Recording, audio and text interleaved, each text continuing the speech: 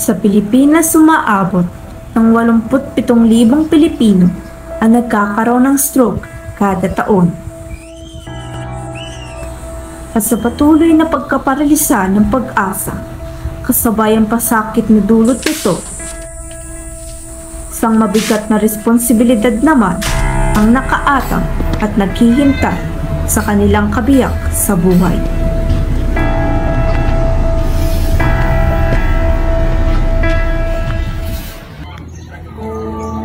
Sa edad na 78, si nanay na pinangalanan nating Rebecca ang tumatayong tagapangalaga ng kaniyang asawa na dumanas ng stroke. Siya nung araw na yun ay parang nilila yung kanyang binti. Binti po. Napansin ko. Pagkatapos nung pinawagpitan namin siya. Yun na yung stroke siya. Siya may stroke. Hindi una lang yun. Yung pangalawa naman yan, mga lipas sa otak. Na-stroke ulit. Ayun, matagal-tagal yung kabila niya yan. Walang malay. Halos ilang taon na rin ang inakong pag-aalaga ni Nanay Rebecca sa kaniyang asawa.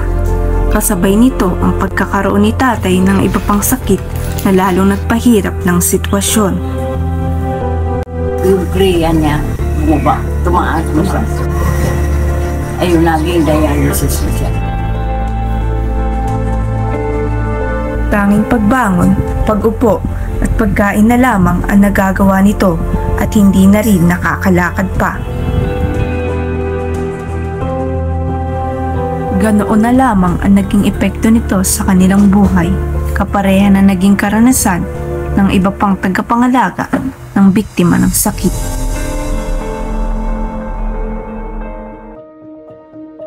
Gaya ni Nanay Rebecca, isa si Tatay Damian sa nakararanas ng mga pagsubok sa kasalukuyang sitwasyon ng kanyang kabiyak.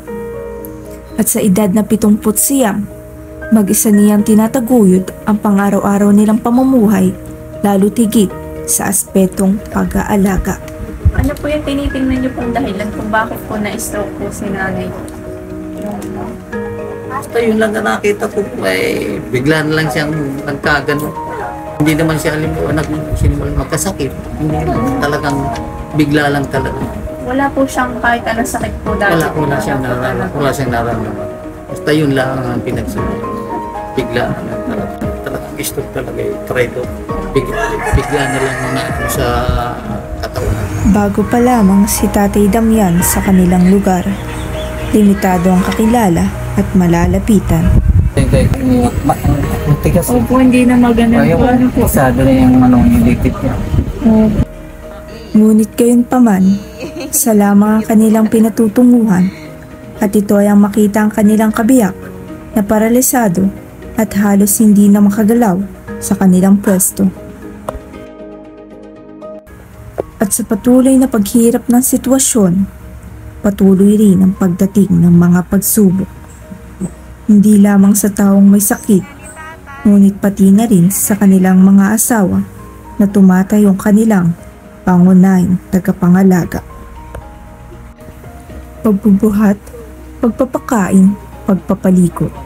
Ilan lamang ito sa mga ginagawa nila sa kanilang asawa na nagdudulot ng pananakit at pagod sa kanilang mga pangangatawan. Bakit? Ha? Bakit? Ha? Sasama lang po. Kay nanay, ano po yung mga physical po na problema na nararanasan niyo? Yun ako ang problema namin dito yun. Yung problema ko talaga sa kanya. Gusto siya madala pa doon sa hospital na kung siya talaga makakarigulo. Para naman ako hindi masyado.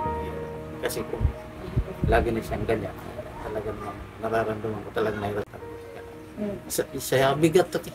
Pagpapalit lang na diaper ay kasi binubot ko siya. Kahit pagliligo hindi ko siya maligo na ako lang mag-isa. Mahirap mag-alaga. May gupang mag-alaga ka ng isang bulo, kaya mag-alaga ka ng maraming baboy eh. Isa ganito. Hindi ka makakatulog sa gabi. Sa Ayon na rin sa kanila, may mga pagkakataon na nakararanas sila ng matinding stress, dala na rin ng pabago-bagong ugali ng kanilang mga kabiyak. Una talaga Kakulong ito, pa yan. nililigo ako, Yung basta hinahayinan ko. ginagamit ko. Galit. Galit siya. Para Magkakabili ako ng pagkain, tinatapon pa niya. Balik sa dati kasi napakahirap ng kalagayan ng isang nag-aalaga sa totoo. Hindi laging mabait, hindi laging dumarating din talaga yung time na. Dagdag pa rito ang paglaki ng hamong pang-pinansyal upang matugunan ang medikal nilang atensyon. Nahirapan ako ay katulad mo sa pag-aano ko ng gamot sa kanya, pag-aano ko sa pagkukuha ko ng kung ano-ano mga pangangailangan niya kasi yung mga ganun talaga walang matulong sa kanya. Ng mga dinadala, naapektuhan pati na rin ang sanay kanilang pansariling oras dahil sa naatang na responsibilidad na kailangan nilang gampanan sa lahat ng pagkakataon. Iba't ibang pamaraan man subukan ng mga ito upang maibsan ang kanilang problema, nananatili pa rin ang dagok sa kanilang buhay at pagbabago na dala ng pagkakaroon ng stroke ng kanilang mga kabiyak. Doc, ano po may advice niyo sa mga pamilya na nag-aalaga ng stroke patient? Okay. Para sa pamilya na mayroong pasyenteng nagkaroon ng stroke, ito ay isang mahabang proseso. So, kailangan ng mahabang pasensya sa pag-aalaga ng pasyenteng may stroke kasi ito ay parang step by step para mapabalik ang lakas ng isang pasyenteng may stroke. At kapag ang isang nag-aalaga ay nakakaramdam ng pagod o yung tinatawag natin caregiver fatigue, pwede silang magpakonsulta para makahingi sila ng tulong at advice mula sa mga espesyalista kung paano nila ipagpapatuloy ang pag-aalaga ng pasyenteng mayroong stroke. So, hi, my name is Maiden Marie. I am a licensed psychometrician, of course, certified human resource, and I am a psychology enthusiast. So, upon the research, upon reading your the question, so, may naman akong mga naihanda, then prepare answer. But then again, naiintindihan ko kasi yung mga challenges, because me, myself, of course, yung tatay ko is, my father is also a stroke. So, when I reached me, na parang sabi ko, okay, so parang I have very subjective when it comes to emotional things, and then very objective naman when it comes to yung pagiging professional mo as a psychometrician or as a psychology enthusiast. So, first is that, yung journey kasi ng pagkakaroon ng caregivers, and then it's like rewarding and demanding. May times kasi na, okay, when we become subjectives, may mga times kasi na essential sa mga nakakalimutan ng mga spouse or relatives or mga caregiver na nag-aalaga doon sa mga stroke patient, yung sarili nila. Hindi siya madali. So, first thing is acknowledge your emotions. Bakit ba kailangan natin i-acknowledge yung emotions natin as a caregiver o sa mga asawa or sa mga kamag-anak na nag-aalaga ng stroke patient? Because, first thing is, it's very normal kasi na-overwhelm tayo.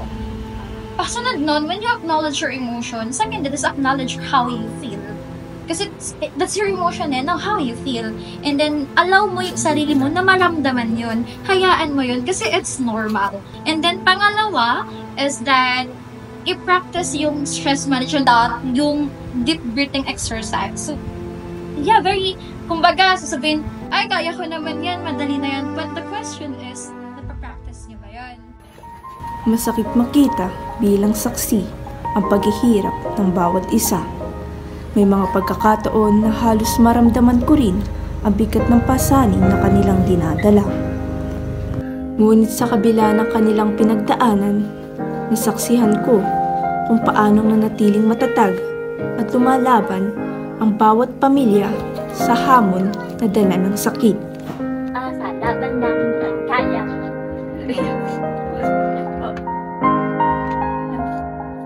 Ang akin lang naman magiging mensahe ko sa kanila ay magtiyaga, magtulungan ang tao. Ang magkabiyak na ilaw at haligi ng tahanan ay nananatiling matibay at nakatayo kasabay ang pagharap sa dagok ng buhay. 1, 2, 3.